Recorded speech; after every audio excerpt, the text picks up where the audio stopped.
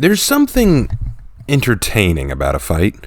Warriors trapped inside a limited space, given nothing but their grit and maybe a weapon, telling them to fight until only one is left standing.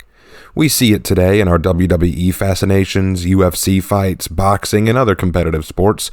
But regardless of what instinct within us drives us to seek the thrill of combat, one thing is for sure.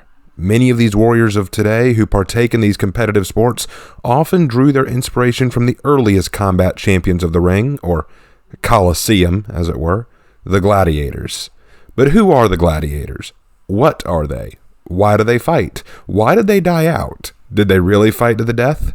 Let's find out. Welcome back to Heroes in History, where we take a look at all of For Honor's heroes and discuss who they are likely based on in history and whether or not they're done accurately or not. Today, we're looking at the Gladiator, the second Roman warrior to enter the battlefield. I don't think there's any trouble guessing who these guys are based on. Just like Centurion, they're based on their namesake, the actual gladiators of ancient Rome.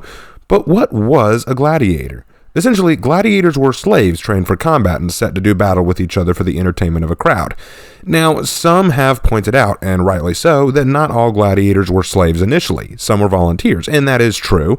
Some gladiators were volunteers or former soldiers, but the way gladiators were treated by society was not one many would volunteer for. These volunteers were called contract gladiators, who became gladiators to pay off debts or to earn winnings from their victories based on the terms of their contract. But most gladiators were treated as slaves even if they were volunteers, usually forced to live under harsh or grueling conditions, trained in these conditions, and to endure pain, persecution, and were often segregated from common society. While they might have been adored as athletes by the public, they were still in a different social class than everyone else. And not a good one, at least not until the days of the Republic. In the early days of the blood sport, gladiators were often strong men and women chosen from defeated countries or enemies of Rome and forced into combat. Sometimes gladiator fights were not just for the entertainment of combat, but to retell war stories, to kill criminals, or to fight wild beasts. Soon, gladiator matches became the favorite event of Rome, as all of Rome would rush to the Colosseum to witness battles to the death and cheer on their champions.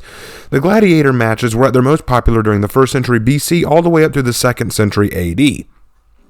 However, by the 5th and 6th century, the gladiator matches began to decline.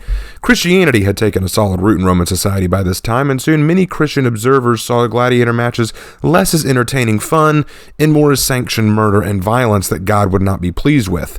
The growing disinterest, coupled by an unsettling financial problem in Rome at the time that would never truly go away, soon saw the end of gladiator fights. They were actually replaced with chariot races, which, ironically enough, could prove to be even more deadly than gladiator matches. Which leads to some of the gladiator myths we need to debunk. Oddly enough, there are some myths about the gladiators that we really need to address. The first one being the idea that they were always to the death. That's not entirely accurate. Yes, there were indeed cases of gladiators killing each other in the ring, particularly during the inaugural games of the Colosseum, where many gladiators were fighting each other at the same time, and the crowd was so wrapped up in the bloodlust that they chanted for the deaths of the warriors, which the emperor was happy to grant. However, you see that all the deaths of gladiators usually took place in the early days when most gladiators were captured enemies or criminals, and their lives were pretty worthless. But as time went on, more and more slaves were harder to acquire. Certain rules were put in place to help keep gladiators alive. Remember, slaves are property, and that can be a huge loss of money if the property dies. Most gladiator matches would have proctors and sponsors, and if a gladiator died, the sponsors would have to pay for the gladiator's death to the handler. So it's important to bear in mind that most gladiator matches didn't end in death. According to one BBC documentary I saw, only about 10% of all gladiator matches would end in death. Another myth that we already touched on, but I want to come back to, is that not all gladiators were captured slaves, but volunteers, which begs the question, why fight in the first place? Well, some gladiators fought for their freedom. The greatest gladiators might win the right to be freed from their servitude, but others did it because they got a cut of the pay from their winnings, and thus it was a lucrative business. When Rome was no longer warring constantly and Rome was starting to accrue debt, some soldiers found the life of a gladiator more financially lucrative than being a conscripted soldier. Some could even afford housing. And then the question of female gladiators comes up. I've been asked this all the time if there are female gladiators, and they did exist. but probably not in the manner you're thinking. Female gladiators were noted from around 60 AD to around 200 AD. They were mostly used as titillation, if the resources I found are anything to go by. Emperor Nero supposedly had Ethiopian women and children fight each other in the arena for the entertainment of a visiting king, and other writers mention women fighting for the visual entertainment and titillation of the crowd. You got to remember that gladiators, according to Roman morality, were of the lowest social class, and the women would be no different. Women gladiators were seen as almost a sideshow attraction, the opening act before the main event. The use of women as gladiators ended in 200 AD because society began to see the idea of female gladiators as a perversion and a symptom of Rome's moral degradations, which seems to indicate that female gladiators were used less for the fun and honor of a battle and more for the exposure of their bodies while engaging in close combat.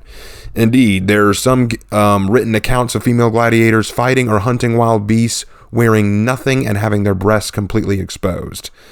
A cat fight, if you will, to the highest caliber. So with all that said, how does the historical gladiator stack up to the gladiator of For Honor? Well, firstly, the For Honor gladiator is carrying a trident and buckler shield, which is a problem. Though there were different types of gladiators, none had this combo of weapon that's been recorded. The closest equivalent is the retiarius, or netmen in Latin. These gladiators fought with a fishing net in one hand and a three-pronged trident in the other.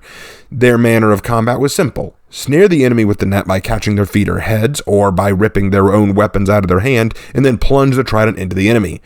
Retiarius wore very light armor, like most gladiators. Their armor consisted of an arm guard called a manica and a shoulder guard called a galeris. However, the Retiarius did not wear head protection. This is the one area of the gladiator on For Honor that's different from the real thing. Though the helmet of the gladiator is authentic to what some gladiator would wear into battle, it's not the helmet of a Retiarius. But here's something interesting to bear in mind. The Retiarius often was pitted against another class of gladiator called a secutor, a heavily armored warrior who wore a helmet, armor, and leg guards and carried a sword and shield. The matchup was meant to represent the battle between a fisherman, the Retiarius, and the fish, the secutor, which is why you'd often see secutors wearing scaled armor. The secutor wore more armor, but the long drawn-out fight might exhaust them. Plus, he had the disadvantage of a shorter sword weapon. Retiarius was more lightly armored and more exposed, but because of his light armor, he was able to evade attacks more easily and carried a long-range weapon in the Trident, which could keep the secutor at a distance. It was an entertaining spectacle to watch for the Romans in the 1st and 2nd and 3rd century. The only part of the secutor that was unarmored, just like the Retiarius, was his chest. Gladiators must always expose their chest because it's their badge of honor. A gladiator must allow his chest to show so that his enemy had a clear target, but also as a challenge, essentially saying, "Come and kill me if you can." The gladiators in For Honor are not fighting in an arena, though. They're fighting an all-out war. The only instance of this that I know of in history was during the Great Spartacus Revolt. Would these gladiators, though, the ones we see in For Honor, have lasted in such a war? In my opinion, no. The light armor of the Retiarius and the very unorthodox trident as a weapon do not bode well. But their audacity, their bravado, the fighting experience, the tenacity, these are attributes that a gladiator know well. If properly armed, the gladiator could be one of the most crucial weapons in the knight's disposal. Thank you guys for watching this video and for watching another episode of Heroes of History. I hope you all enjoyed it, and I hope you look forward to the next video. Please subscribe if you haven't already. Leave a like and a comment below, and I will see you in the next video. Take care.